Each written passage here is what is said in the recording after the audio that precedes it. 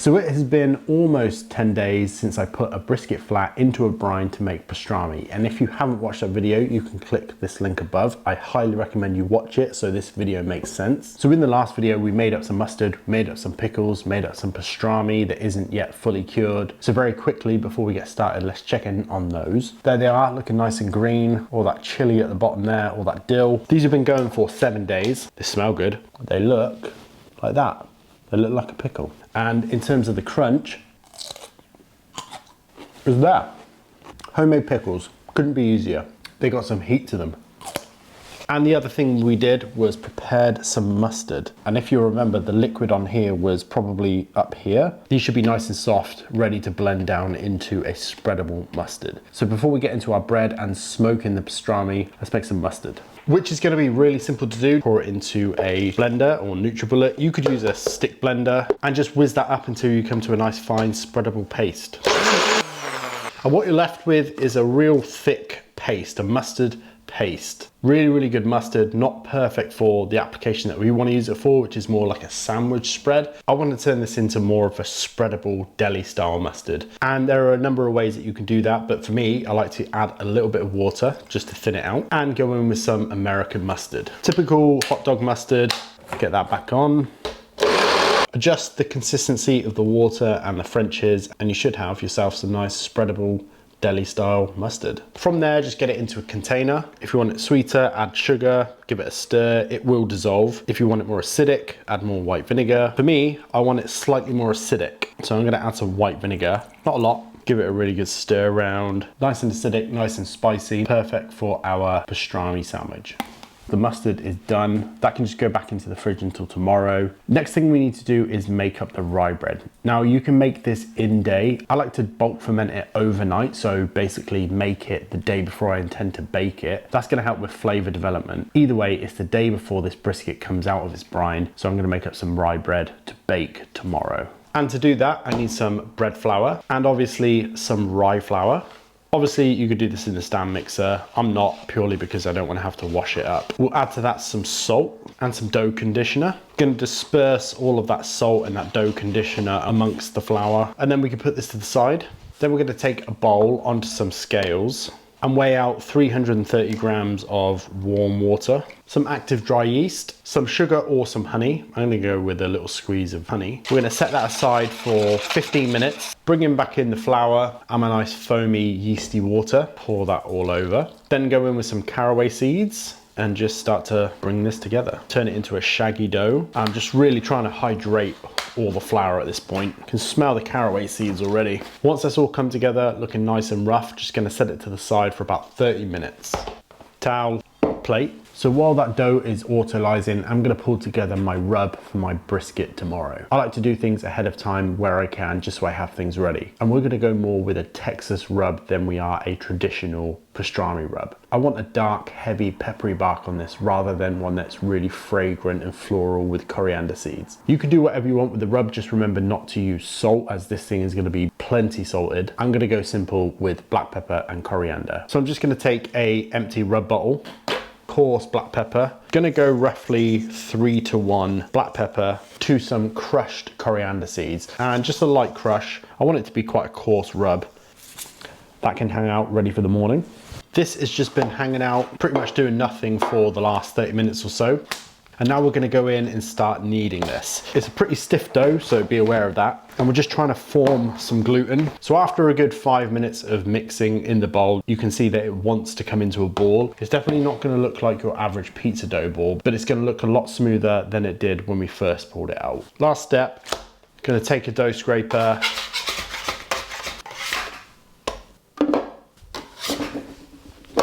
into a storage container overnight, and let this bulk cold ferment in the fridge. We'll see this in the morning.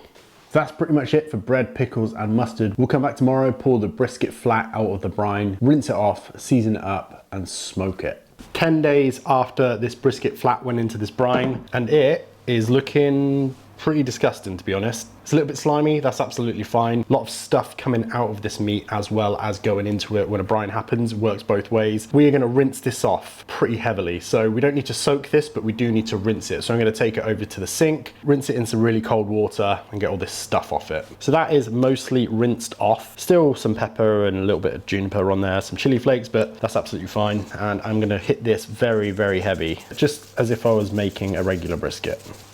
And the thing I love about this recipe is that you don't have to soak your brisket. It should just be perfectly salted straight out the gate. I think that looks really good. Hopefully we should get a nice crust on there. So all we need to do now is take this outside and put it on your pit of choice. I was gonna put this on the offset, but I think I'm just gonna go for the pellet smoker with a smoke tube. So I'll start about 165 Fahrenheit just to get good color, good smoke flavor with a smoke tube. Then I'll kick it up to around 250 and pretty much cook there until it's about time to wrap, which just like a normal brisket will be somewhere in the region of 165 to 180. Then I'll kick it up to around 250 and pretty much cook there until it's about time to wrap. Wrap it in some foil and then bump the temps up to around 275 until it's nice and tender. So let's take this out to the pellet grill. The pellet grill's not actually on, this is all smoke tube and I'm using Pit Boss mesquite pellets. Really enjoying those pellets at the moment. Good flavor, good pellets in general. We'll get the brisket on and get the pellet grill fired up. Turn the Traeger on, set to 165 and smoke here for about 3 hours. Moving back onto our bread, this has been proving overnight in the fridge. You can see it's gassed up nicely. Whew, yeasty. Now we're gonna get it out and let it prove one last time. Reshape it into a ball.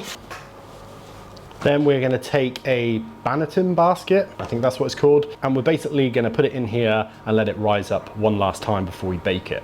Heavily coat that in flour, a little bit on top of the dough ball itself. And then we are gonna go seam side up, put this cover on. And now I'm gonna let this hang out for about an hour, maybe an hour and a half. I've got my oven set to 190 degrees Celsius and we'll come back to this in a bit. This bread has been resting for about an hour and 15 minutes and it's increased in size a little bit. And quite often you see these being baked in bread pans or bread shaped Dutch ovens, but I don't have one of those. But what I do have is one of these, just a cast iron Dutch oven.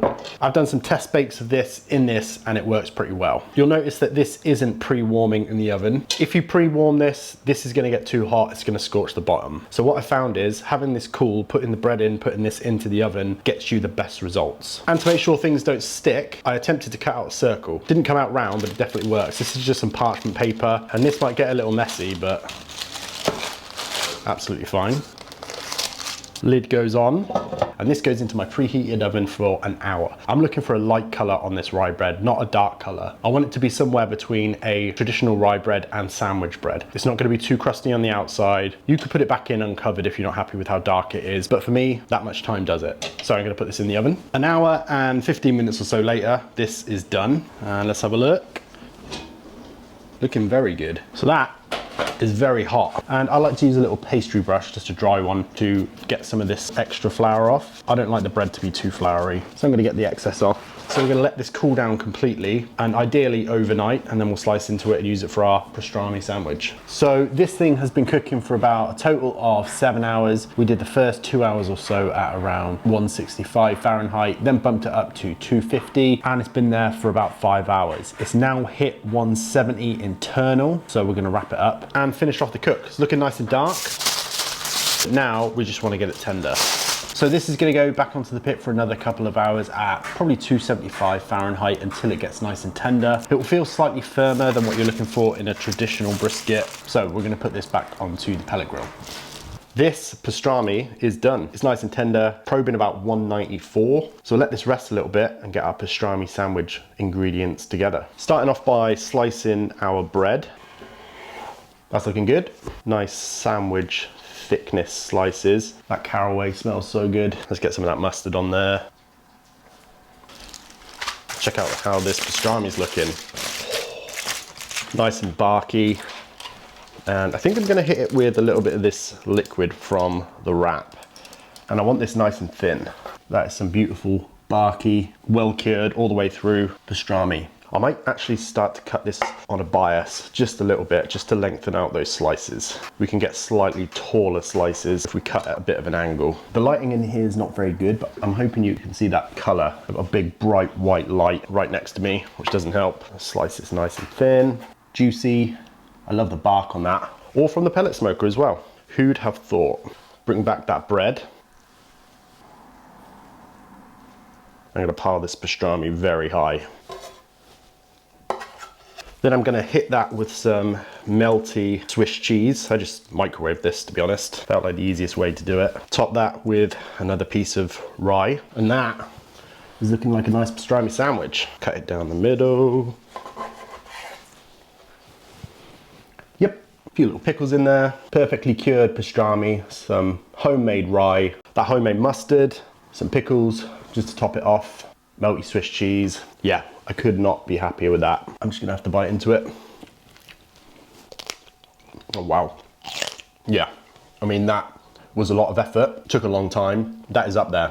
That homemade mustard is coming through. It's pretty spicy. The melted Emmental, essential. And it has to be rye bread. Love the bark on that pastrami as well. Lots of pepper, very pepper heavy. You don't need to go as heavy as I did. And it's not too fragrant with the coriander seeds, which I like. There we go, some sliced pickles in there. A delicious bite. Yeah, all that pepper plus the spicy pickles and the mustard really get to you.